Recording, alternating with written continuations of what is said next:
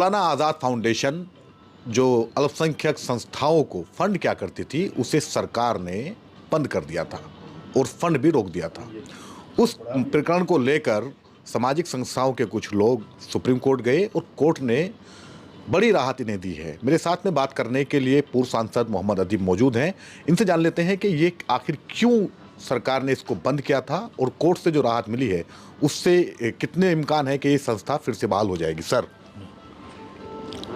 देखिए, मौलाना आज़ाद फाउंडेशन जो है ये एक कॉर्पस क्रिएट हुआ था नरसिम्हा राव साहब के ज़माने में, जिसमें मनमोहन सिंह साहब के ज़माने में उस कॉर्पस में बहुत फंडिंग की गई और ये फैसला हुआ कि जो इंटरेस्ट आएगा उसके इंटरेस्ट से हम बच्चों को स्कॉलरशिप देंगे, माइनॉरिटीज़ के बच्चों को। और जब से ये कॉर्पस बना है फाउंडेशन का और आज तक, यानी आज से मतलब ये है कि 2-3 साल तो छोड़ दीजिए, जब से ये मोदी सरकार आई है या स्मृति ईरानी जब से मिनिस्टर बनी है, उससे पहले तक 6.5 करोड़ लोगों को स्कॉलरशिप बच्चों को दिया गया, गरीब बच्चों को। ये ऐसी जालिम हुकूमत है कि उसने आते के साथ ही ये कहा कि साहब इसको बंद किया जाए, और उन्होंने उसके कॉर्पस के कोई फंडिंग नहीं की, कोई पैसा नहीं दिया अपने आने के बाद। कुछ दिन पहले ये फैसला आया कि काउंसिल जो वक्फ काउंसिल है उसी के अंडर में आती है, माइनॉरिटी मिनिस्ट्री के, कि साहब ये उसका भी 1 साल से कोई मीटिंग भी नहीं हुई और ये फैसला किया कि हम इसको बंद कर देंगे। तब ये खबर अखबारों में आई तो हमारे लोगों की जो organisation Indian Muslim for civil rights है, हमने एक पिटीशन फाइल किया हाई कोर्ट में, और पिटीशनर की हमारे 3 थे, सईदा हमीद साहबा और क्रिश्चियंस की तरफ से जॉन दयाल साहब और हमारे सिख भाइयों के साथ हमारे IMCR से जुड़े हुए हैं दया सिंह साहब। हम 3 लोगों ने के नाम से पिटीशन फाइल किया। दिल्ली हाई कोर्ट ने उसको सुनवाई के लिए लगाया, लेकिन इन्होंने 7 तारीख को एक काउंसिल की मीटिंग रखी जिसमें इसकी सनद दे दी जाए, कंफर्मेशन कर दिया जाए। अभी तक तो एक जॉइंट सेक्रेटरी के आर्डर से, तो हैरत अंगेज़ बात यह कि इन्होंने बड़ी कोशिश की कि कल मीटिंग न लग, कल कोर्ट की प्रोसीडिंग्स न हो। कल की प्रोसीडिंग्स में जज ने कई सवाल इनसे किए, चीफ जस्टिस ने, हाई कोर्ट ने, कि भाई ये अख्तियार आपको किसने दिया है कि आप किसी के फ़ंड को ट्रांसफ़र कर दें और कोई फ़ंड आप ले लें। मौलाना आज़ाद फाउंडेशन का तो ये बहुत अच्छा रिकॉर्ड है। क्या आपने कोई दूसरी फाउंडेशन बना रहे हैं जहां आप ट्रांसफ़र करना चाहते हैं? बरखिलाफ़ इसके इसका पैसा जो है वो प्राइम मिनिस्टर के फ़ंड में चला गया। उनका ये किस हैसियत से भेजा आपने? तो इनको जब ये अंदाज़ा हुआ कि ये फंस गए हैं तो इन्होंने बड़ी बहाना किया कि साहब हमें टाइम दिया जाए, जो इनका तरीक़ा होता है। लेकिन वो जज मौसूफ़ ने कहा कि टाइम सिर्फ आपके पास कल 10:30 बजे तक का है और पहला नंबर आपका है। आप ये रीज़न दें कि आपने ये इलीगल काम कैसे कर दिया है। 10:30 बजे आज पहुँचे वो, तो इन्होंने ये कहा कि साहब हमें थोड़ा टाइम दिया जाए। हम को जज ने सिर्फ ये कहा कि आप एफिडेविट दीजिए कि आप काउंसिल की मीटिंग नहीं करेंगे और उसमें कोई ऐसा फैसला इलीगल नहीं करेंगे, इसका एफिडेविट दीजिए। तो इन्होंने कहा कि साहब हमें टाइम दिया जाए, यानी फिर चाहते थे कि डेट मिल जाए। लेकिन जज साहब की बात ये समझ में आ गई थी कि ये लूट मची है, तो उन्होंने 2:30 बजे का टाइम दिया। 2:30 बजे उन्होंने फिर ये कहा कि आपने अभी तक हमें एफिडेविट नहीं दिया कि ये आपने क्यों किया है और किस कानून के ज़ाब्ते से किया है। बरखिलाफ़ इसके इन्होंने क्या किया कि काउंसिल की एक मीटिंग बुलाई और वो सब ऐसे लोग अब हैं जिनको 5 मिनट में मीटिंग दिखाकर ये कह दिया कि साहब हमने मौलाना आज़ाद फाउंडेशन डिज़ॉल्व कर दी। और फ़ौरन ही ये खबर कोर्ट को जब दी गई कि साहब उन्होंने तो मीटिंग भी कर ली, तो 4 बजे कोर्ट फिर से बैठी और उसने ये इनको स्टे कर दिया है। हालत यह है कि गवर्नमेंट की आप समझ लीजिए कि दादागिरी कहिए या नासमझी कहिए या जाहिलों की एक जमात है। उसे मालूम था कि हम जवाब नहीं दे पाएंगे, इलीगल काम कर रहे हैं तो ये हर चीज़ इलीगल करते हैं। तो इन्होंने इस कोशिश में किया कि हम काम मीटिंग करके और इसको अप्रूव करा लेंगे। और उन्होंने मीटिंग 5 मिनट में मीटिंग कर दी, मिनट्स तक नहीं लिखे गए और ये कहा कि ये पैसे फ़ौरन ट्रांसफ़र कर दो जो मौलाना आज़ाद फाउंडेशन में पड़े हुए हैं, वो 600 करोड़ रुपया वो ट्रांसफ़र कर दो, यानी कोई स्कॉलरशिप किसी को दिया ना जा सके। बहरहाल बहुत खुशाइंद बात है, कोर्ट ने ये कहा है, स्टे लगा दिया है इस पर और मंगल को ट्यूसडे को उनसे कहा है कि आप ये बात एफिडेविट के साथ दें और सारे डॉक्यूमेंट पेश करें। तो ये मंगल को इन्हें दोपहर 11 बजे तक का टाइम दिया गया है। स्टे लग चुका है, 4 बजे मंडे को फाइनल ऑर्डर होगा। और ये जो इन्होंने जिहालत में ये हरकतें कर रहे हैं, ये आप देखिए कोई मुहज़्ज़ब आदमी क्या मतलब कोई तसव्वुर कर सकता है कि गवर्नमेंट ऐसे बिहेव करे? एक के बाद एक कई सारी स्कीमें बंद हुई हैं। ये मौलाना आज़ाद फाउंडेशन तो खैर एक बड़ा प्रहार था और जब कहा गया कि बंद क्यों हुई हैं तो उस पर तर्क आया कि भ्रष्टाचार हो रहा था इसलिए बंद कर दी। भ्रष्टाचार हो रहा था तो कोर्ट मांग तो रहा है उनसे कि रीज़न तो दीजिए। कोर्ट तो ये कह रहा है कि मौलाना आज़ाद फाउंडेशन इतना अच्छा काम कर रहा था कि जिसने 6.5 करोड़ बच्चों की ज़िंदगियां बनवा दी, गरीब बच्चों की। कोई आपके पास कोई प्रूफ है?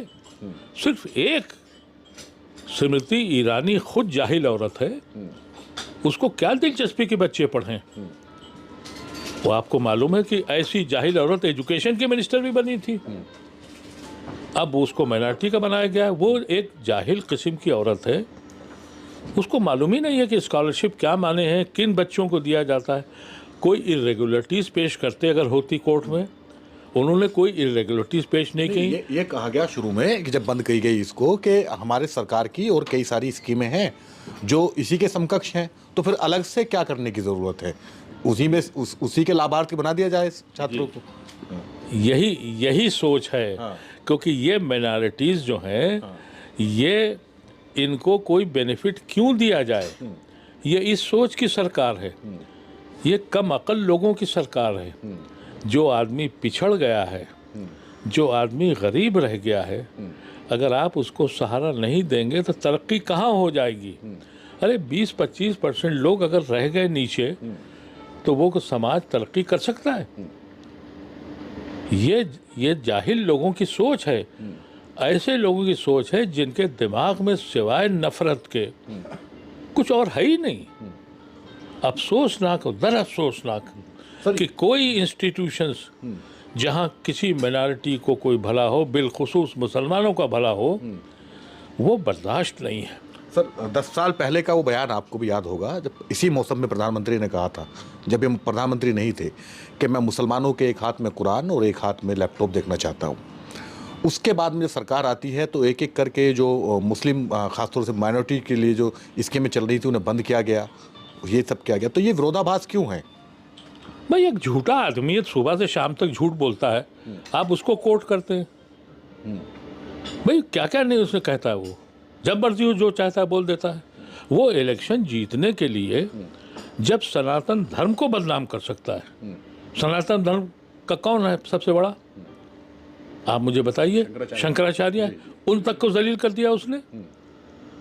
अरे भाई वो तो एक नया कल्ट पैदा किया, वो कहता कि मैं अवतार हूँ। अभी तक तो प्राइम मिनिस्टर था, अब तो लोग कह रहे हैं वो अवतार है।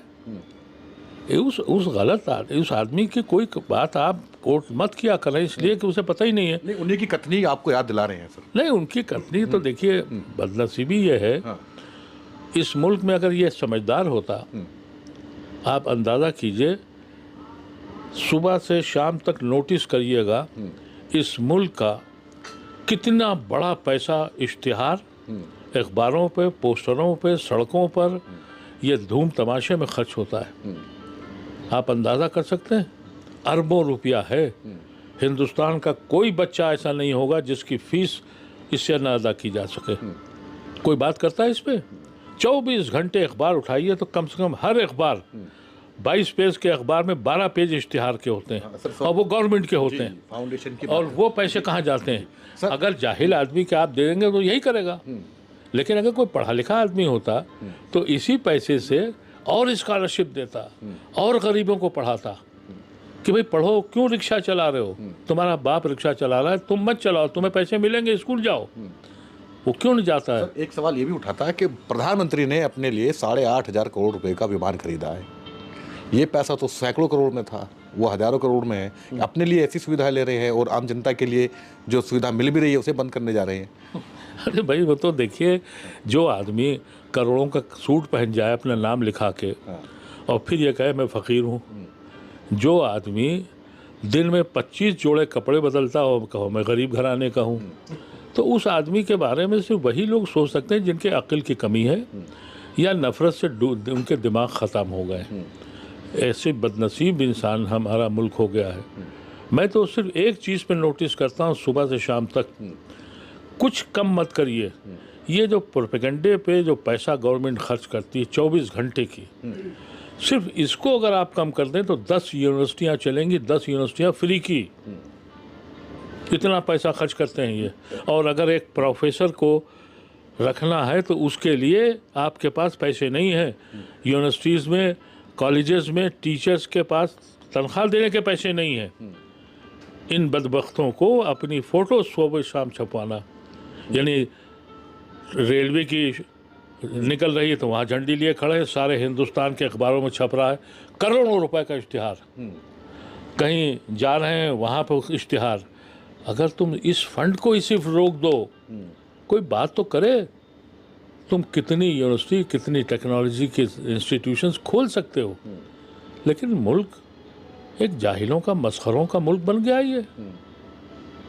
सर आप बार बार बड़ी ऐसी बातें क्यों करते हैं? इतनी मायूस कुन बातें आप करते हैं। नहीं, अब अभी आप कह रहे थे कुछ दिन पहले कि नफरतों का मुल्क बन गया है, अब मस्खरों का, जाहिलों का मुल्क बता रहे हैं। सर क्या हो रहा है? क्या ये इंसान जिस मुल्क में नफ़रत की बुनियाद पर किसी मखसूस कौम को बदनाम करके हुकूमत बनाई जाए, सरकार बनाई जाए, तो उसे आप पढ़े लिखों की सरकार कहेंगे? उसे क्या कहेंगे आप? भाई जाहिलों की सरकार है। पढ़ा लिखा आदमी जब होगा तो वो ये कहेगा कि भाई हमारे यहाँ इतनी इंस्टीट्यूशंस खुल गए, हमारे यहाँ इतने एम्प्लॉयमेंट आ गए, पूरे मुल्क को पैसा दे के खाना खिलाना, उनको भिखारी बनाकर और कहना कि हमने बड़ा काम किया है। तुमको उन्हें भिखारी नहीं बनाना चाहिए था, उनको इस लायक बनाना चाहिए था कि उनको तुम्हारा राशन नहीं लेना पड़े। और फिर उसके बाद भी अगर कोई आदमी कहता है कि साहब ये हमको फ़कीर बना रहे हैं और बहुत कामयाब हैं, तो वो जाहिल आदमी है, वो जाहिल हुकूमत है। सर आखिरी सवाल है, और सवाल ये है कि क्या ये सरकार के जो फैसले हैं और सरकार के जिन फैसलों का विरोध भी है, जिस तरह से मौलाना आज़ाद फाउंडेशन का, उससे पहले दूसरी स्कीमों का, हर चीज़ के लिए सुप्रीम कोर्ट या हाई कोर्ट जाना पड़ रहा है, तो क्या सिर्फ अदालतों के ही भरोसे रह गया हमारा देश का लोकतंत्र? अभी कुछ थोड़ी बहुत जो उम्मीद है, थोड़ी बहुत, वो कुछ अच्छे जजेस हैं, तो जब तक हैं हम उम्मीद लगाए रहेंगे। और जमहूरियत में हमारे पास कोई दूसरा तरीक़ा है नहीं, हमारे पास सिर्फ एक ही तरीक़ा है कि हम अदालतों के दरवाज़े खटखटाएं। मैं समझता हूँ ऐसे जजेस अगर रहेंगे तो बंदिश होगी।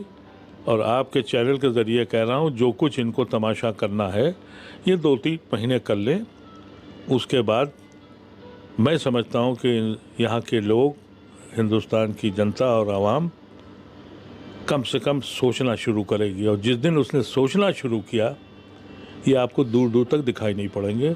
मुल्क वापस वहाँ आ जाएगा जहाँ ये पहुँच चुका था।